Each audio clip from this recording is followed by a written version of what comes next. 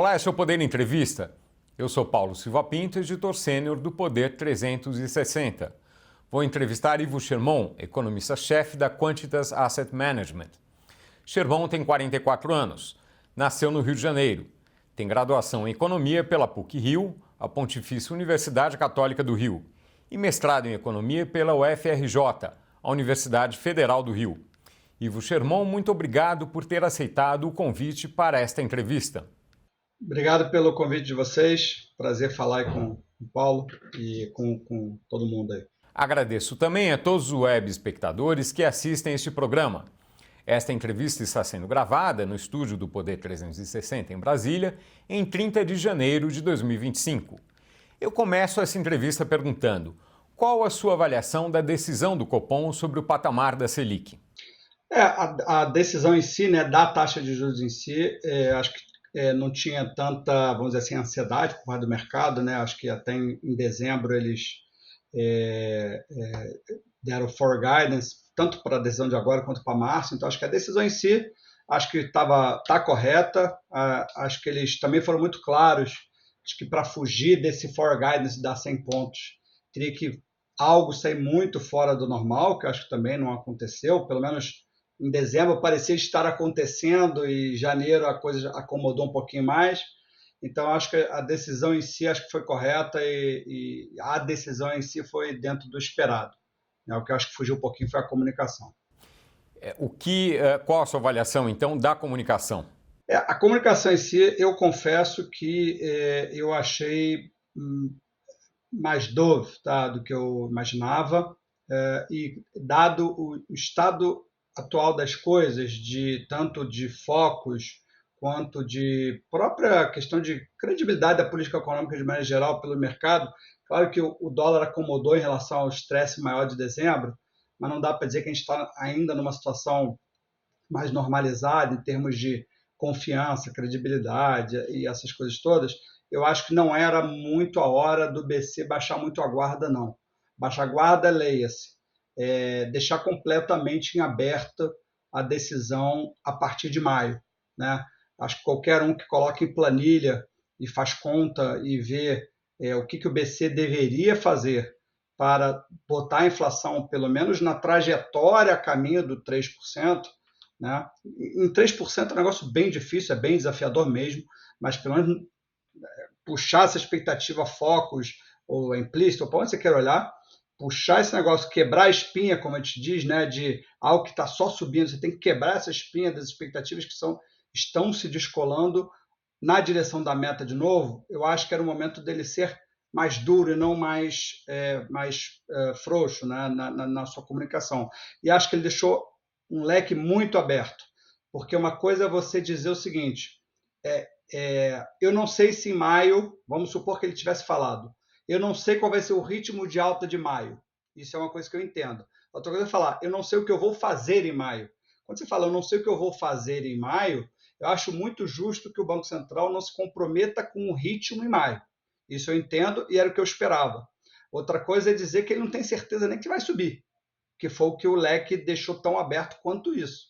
Quando ele fala que vai depender das situações, etc., significa que, eventualmente, ele pode até parar em 14,25.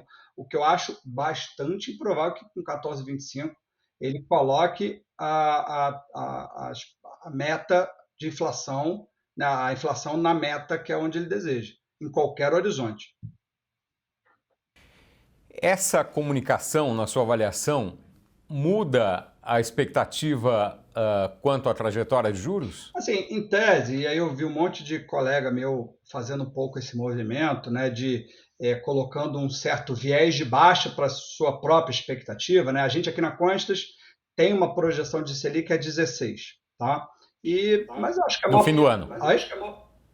No fim do ano? No fim do ciclo, que acabaria em julho e fica parado por um bom tempo. Inclusive final do ano.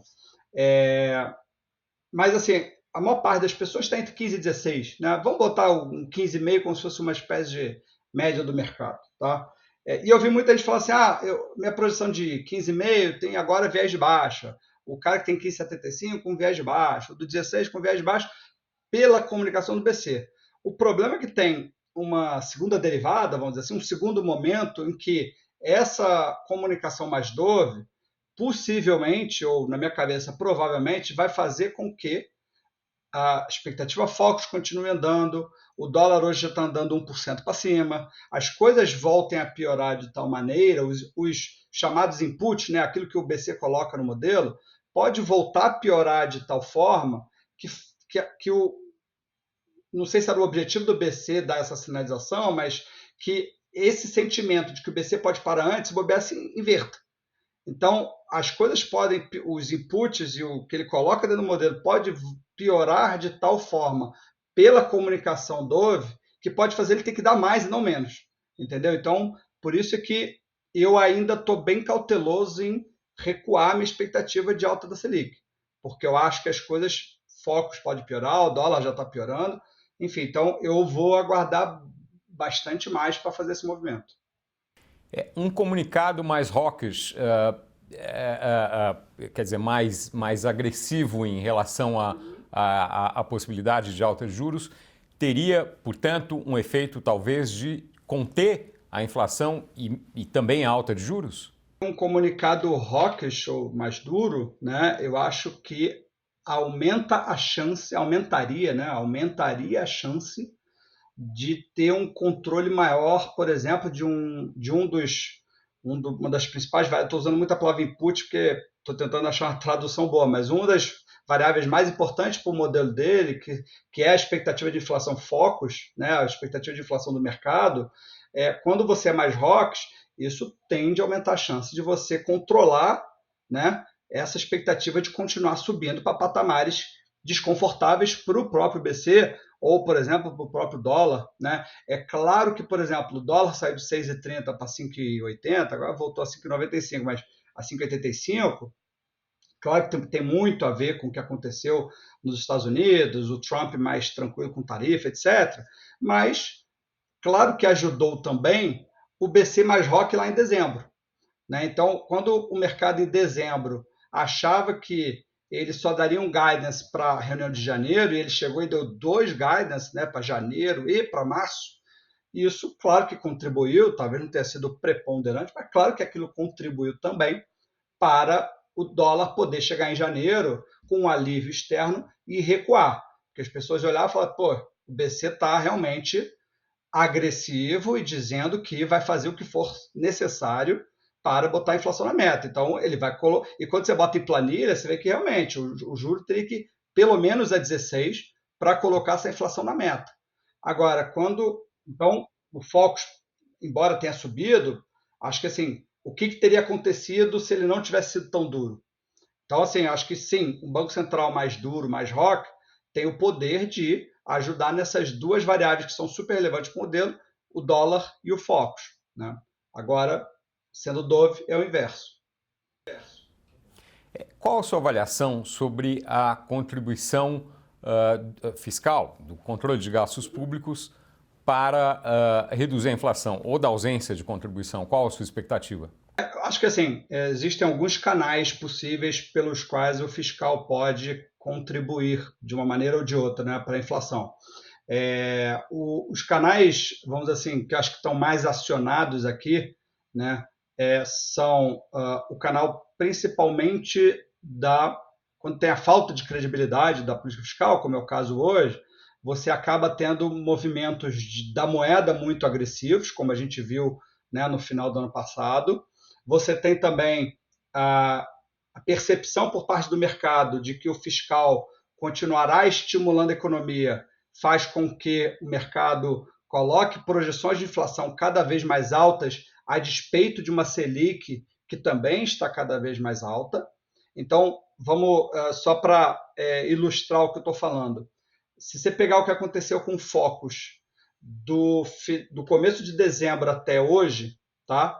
Ainda que o BC tenha sido mais rock lá em dezembro, ainda que a projeção do mercado para a Selic tenha subido de 12,5, 13 para 15 a 16, ainda assim, com toda a deterioração de credibilidade pós-anúncio do pacote, a questão da isenção do IR ter sido colocado na mesa, você viu que ainda assim a expectativa de inflação só subiu, e subiu bastante no Focus.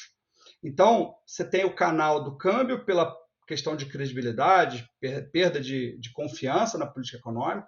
Você tem o canal do Focus, porque é um fiscal que não para de estimular a atividade, e tem o próprio canal direto de demanda agregada, né, que é o fiscal estimulando a economia, e a economia agregada, a economia no seu agregado, pelo canal da demanda agregada, estimulando a atividade para cima, naturalmente também puxa a inflação para cima.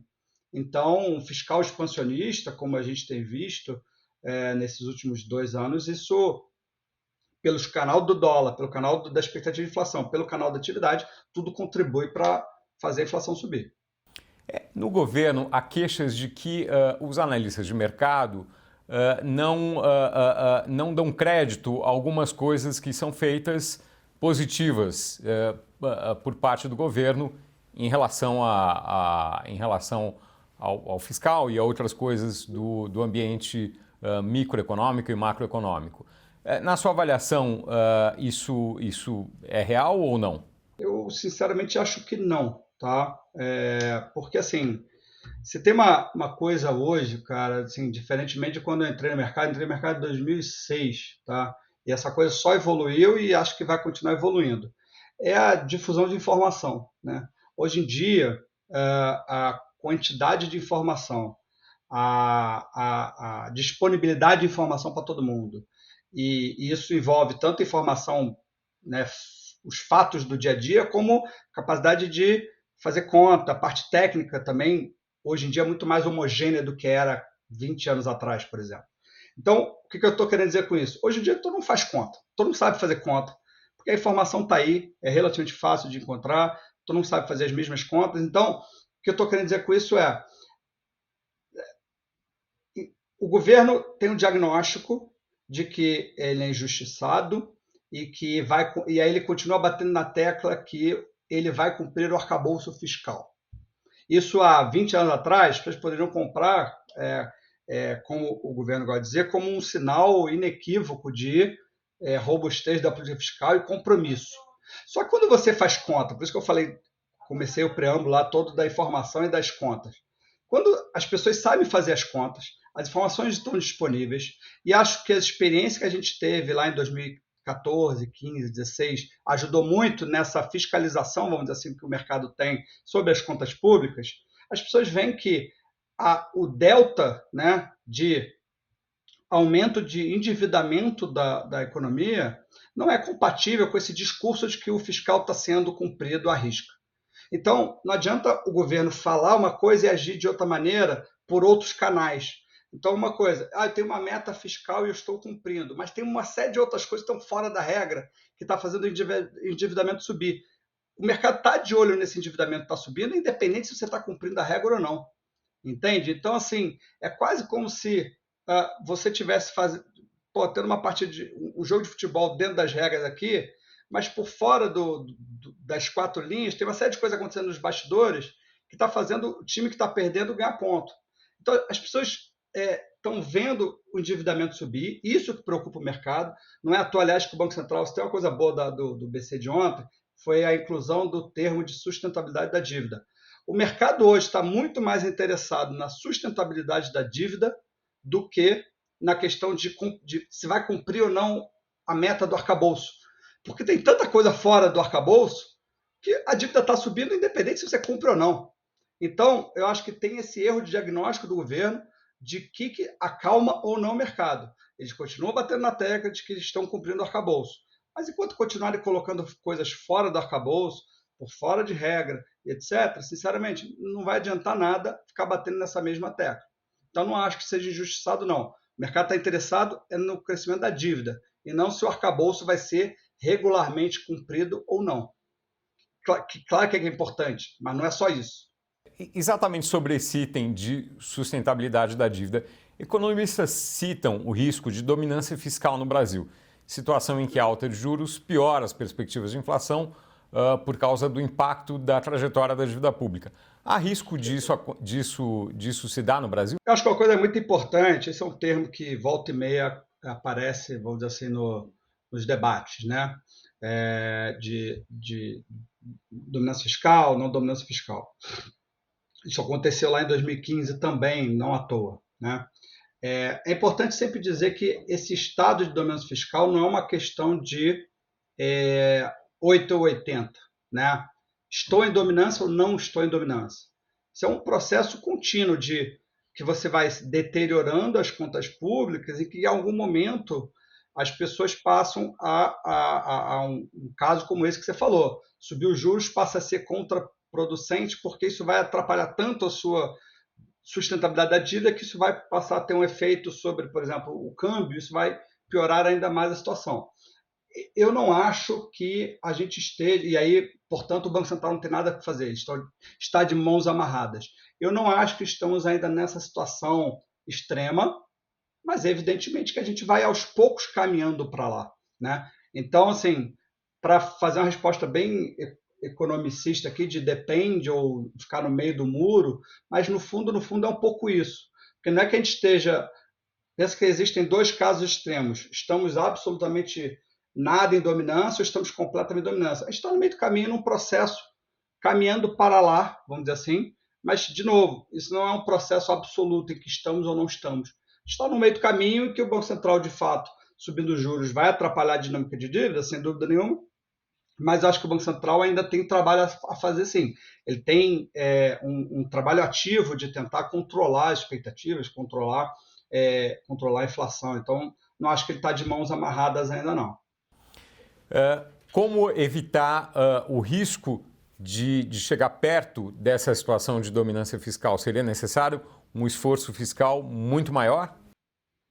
Acho que assim, é curioso que sempre que se pergunta, né, em vários fóruns assim, né, tipo assim, pô, mas como que resolve isso? Como resolve aquilo? Hoje em dia no Brasil, cara, sinceramente, a gente tem um quadro econômico, acho que até bastante favorável, né, porque, pô, as contas externas estavam relativamente saudáveis, até pouco tempo atrás, né, a gente poderia ter um ambiente econômico, um mundo que, né, não causa grandes distorções para a gente, mas a resposta está sempre no fiscal. Sinceramente, o que realmente está distorcendo muito o nosso quadro econômico hoje é o fiscal. Né? Então, assim, a resposta mais objetiva sim, é você de fato ter o diagnóstico correto, que é o nosso problema é a sustentabilidade da dívida, não é cumprir um arcabouço ou não, pura e simplesmente, e você ter, de fato, sinalizações de controle das contas públicas. Isso resolve em boa medida, dá mais poder à política monetária fazer o seu papel de controlar a demanda agregada e, portanto, a inflação. Isso ajuda em todas as frentes. Então, sim, é pela política fiscal, não tem outra solução, não. Há uma avaliação sobre o que seria necessário e possível cortar dos gastos públicos? Olha, assim, as grandes rúbricas, tá? Acho que todo mundo. O que eu falei antes sobre a questão da informação, né? Hoje em dia é bastante pública a questão das informações. Acho que assim, as grandes rúbricas todo mundo conhece. O que tem pressionado na margem, né? Na margem, assim, nos últimos 12, 24 meses. Claro que teve a PEC da transição, que atrapalhou um bocado, mas a gente tem são os mesmos de sempre, na verdade, né? As rubricas que realmente pressionam. Tem a questão das transferências de renda que aumentaram dramaticamente, né, nesses últimos 2 ou 3 anos, com mudanças, inclusive, de regras que facilitaram muito. Aí o caso mais clássico é a questão da família unipessoal. Né? Então, assim, algumas regras ficaram muito frouxas. Não é só uma questão de pente fino, né, de fraude, acho que não, acho que é uma questão de desenho do programa mesmo. Então, aumentou dramaticamente a quantidade de transferência. A própria Previdência já se discute daqui a quantos anos vão precisar rediscutir uma reforma da Previdência. E, claro, que também é toda a questão de gasto com a máquina, lê-se com salários e servidores. Né? Então, são os mesmos de sempre, na verdade. Então, infelizmente, não tem muita tarefa fácil, não, porque tudo isso que eu falei, e não estou falando que é fácil fazer, mas envolve custo político relevante. Sem falar na questão dos subsídios, né, que o próprio presidente Lula já chamou atenção, que também não é uma tarefa fácil, né? Mas, de novo, eu acho que enquanto a gente não atacar essas 3 rúbricas que eu mencionei inicialmente, eu acho que vai ser muito difícil a gente ter mudanças relevantes de trajetória fiscal, né? São coisas difíceis, envolvem custo político muito relevante. Emendas de congressistas ao orçamento são um problema na sua avaliação? Isso é uma questão mais, eu acho que de ordem política, né? Que eu acho que,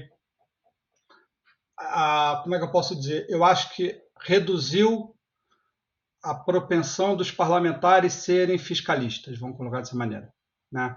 À medida que você tem mais poder de orçamento, e isso impacta a sua capacidade de reeleição, porque exatamente eu seria muito fiscalista se isso reduziria, né, a minha parte do bolo, né, a minha fatia do bolo. Então, acho que de uma maneira redesenhou alguns incentivos de alguns agentes, leia-se o parlamento, de controlar alguns anseios mais expansionistas por parte do executivo. Então, acho que redesenha-se um pouco. Qual a sua avaliação sobre a decisão do Fed, o Banco Central dos Estados Unidos, de manter os juros básicos? Acho que assim, essa era outra decisão que acho que estava bem desenhada, né? Foi bem telegrafada pelo Banco Central lá na decisão que eles tiveram em dezembro, que em janeiro dificilmente teria um corte de juros. Acho que, de fato, nesses últimos 45 dias, desde a última reunião, ficou muito claro que a economia americana continua muito resiliente, ainda que o último dado de inflação tenha sido um pouco melhor, mas é uma economia que está dando sinais, mesmo com juros aí a 4,25, 4,50, são sinais realmente inequívocos de uma economia que não parece estar sentindo muito esse nível de juros, de aperto de condições financeiras por parte pelo menos da taxa de juros americana. E acho que o nível de inflação, como o próprio Powell falou ontem, realmente está num patamar ainda bem desconfortável. Dado que o desemprego ainda está muito baixo, a economia está crescendo, né, já vai sair aí o PIB do quarto trimestre, uma economia que está crescendo aí perto de 3%, né, anualizado, uma economia como o tamanho da economia americana crescendo 3%, eu acho que isso dá muito conforto, né, para o Fed olhar e parar para ver. Né? Então, acho que eles foram muito claros que eles estão agora num ambiente mais de pausa para ver o quão restritivo de verdade é o juro de 4,25 a 4,50. Né? Então, acho que é uma pausa. Acho que a sinalização de ontem foi para não cortar juros em março, mas vai dar tempo a eles para ver se em maio é possível cortar 0,25 ou não. Mas acho que eles estão num ambiente de pausa agora. Qual a sua expectativa em relação ao câmbio do dólar sobre o real? Assim, a gente no mercado, no caso, pelo menos eu que trabalho numa gestora, né? A gente tem sempre o benefício numa gestora de não precisar ter vamos dizer assim, uma projeção. Então a gente trabalha mais com assimetria, né? Ou seja, o dólar agora é 5,94, será que eu acho que o risco maior é de ir para cima ou para baixo?